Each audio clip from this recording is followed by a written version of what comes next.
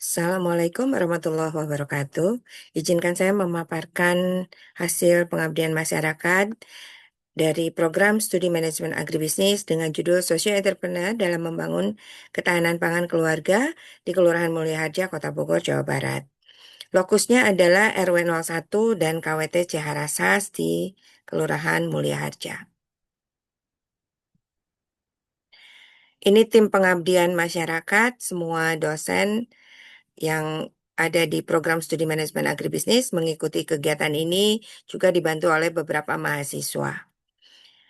Latar belakangnya karena ketahanan pangan merupakan faktor penting dalam mewujudkan kesejahteraan keluarga dan masyarakat, kemudian minim pemahaman tentang socio entrepreneur sehingga kurang keterampilan dalam mengelola usaha pangan berbasis rumah tangga. Ini menjadi kendala utama dalam menciptakan ketahanan pangan yang berkelanjutan. Oleh karena itu, diperlukan program pengabdian pada masyarakat dengan fokus pada peningkatan kapasitas masyarakat dalam menerapkan prinsip socio entrepreneur untuk mendukung ketahanan pangan keluarga. Tujuannya melihat dan menganalisis kondisi ketahanan pangan keluarga di Kelurahan Mulyaharja, mengidentifikasi peran sosiopreneur dalam membangun ketahanan pangan keluarga, kemudian mengidentifikasi faktor pendukung dan penghambat dalam mengimplementasikannya. Inovasi yang dibawa adalah membangun model social entrepreneurship dalam membangun ketahanan pangan keluarga, cakupannya adalah wilayah RW. RW-nya tadi RW 01, kemudian KWT Ciharasas.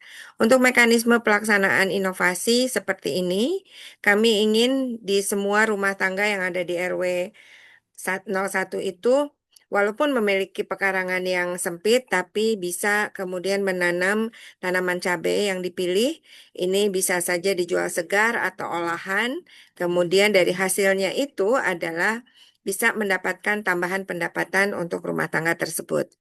Hasil programnya yang pertama diadakan koordinasi dulu tentunya dengan semua aparat yang ada di Kelurahan Mulyaharja, dilakukan FGD pertama untuk meminta komitmen dari peserta yang mengikuti kegiatan ini dari awal sampai akhir. Kemudian ini adalah karakteristik pesertanya dari sisi jenis kelamin, tingkat pendidikan, serta ketertarikan dan motivasi bertani. Kegiatan selanjutnya adalah pelatihan menanam dan memelihara tanaman cabai. Tanaman cabai dipilih karena memang tanaman ini bisa dipergunakan sebagai bumbu masak maupun dijual untuk tambahan pendapatan keluarga. Kemudian dilakukan FGD kedua kembali, yaitu pendampingan dan menanyakan kepada warga kira-kira apa lagi yang diperlukan oleh mereka. Kemudian dilakukan pelatihan branding, pencatatan keuangan sederhana, dan digital marketing untuk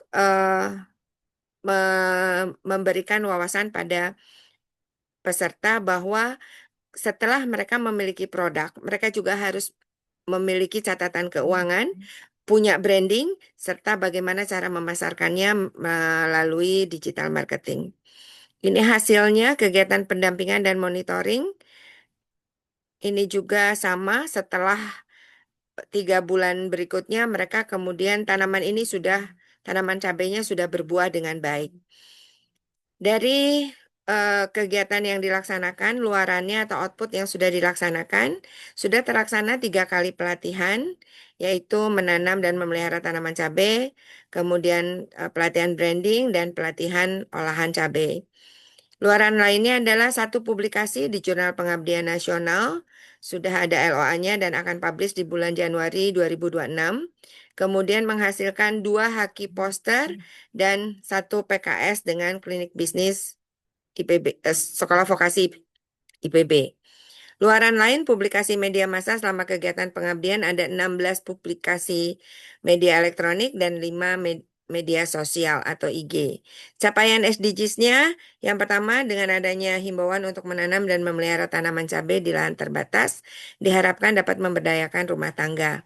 Kemudian pendampingan terhadap rumah tangga dapat membuat nilai tambah produk dengan diversifikasi dan inovasi produk olahan atau yaitu keripik cabai. Ini untuk menjawab SDGs yang ke-8 dan SDGs yang ke-12 adalah produk pangan lebih mudah, berhemat untuk pengeluaran dapur. Jika produk melimpah bisa dijual dan menghasilkan pendapatan tambahan. Simpulannya, kondisi ketahanan pangan keluarga khususnya di wilayah RW 01 Kelurahan Mulyaharja masih perlu adanya pendampingan.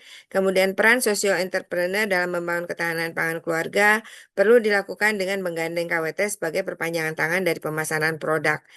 Yang lain adalah faktor pendukung dan penghambat. Pendukungnya adalah sumber daya manusianya, yaitu ibu-ibu yang sangat antusias untuk mengikuti kegiatan ini, iklim yang mendukung, dan juga adanya dukungan dari Kelurahan Mulia Harja.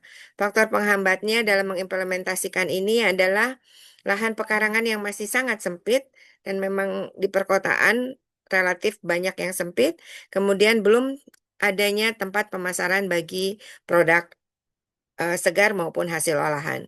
Demikian yang bisa saya sampaikan. Assalamualaikum warahmatullahi wabarakatuh.